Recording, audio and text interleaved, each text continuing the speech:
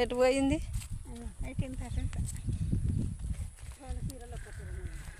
ఏం కాదు, సూపర్ ఉండ్రు మీరిద్దరు.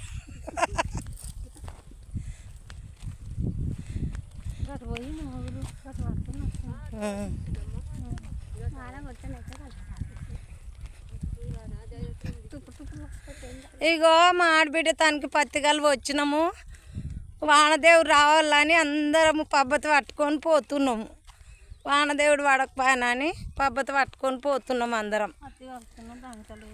పత్తి కలుపుతున్నాం, దంగతలేదు. వానదేవుడా రావాలి అని దండం పెట్టుకుంటూ పోతున్నాం దేవునికి. వస్తాడు, నన్ను చూసిండుగా.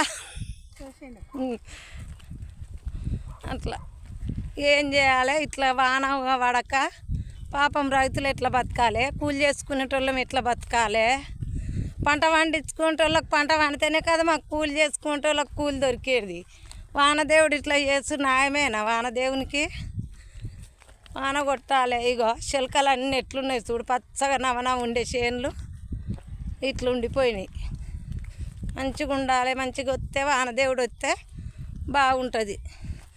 పొద్దురు సంది పాపం పని జరగలే, అటు ఇటు కొట్టి కొట్టి మాడబిడ్డ తాన మంచిగా రాని వానదేవుడా అని మొక్కుకుంటూ పోతున్నాం అందరం.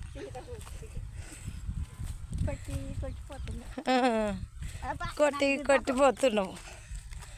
అప్పుడే పడవు. ఇక మా అమ్మనట పడొద్దట, మా అమ్మ పడొద్దని పోతుంది. అట్లా అట్లా మా నానమ్మ మా డాడీ వాళ్ళ మమ్మీ, మా డాడీ వాళ్ళ మమ్మీ. ఇగో నేను వీడియో తీసుకుంటూ పోతే మా ఆడబిడ్డకు భయం ఏడబడుతుందో అని గట్లా.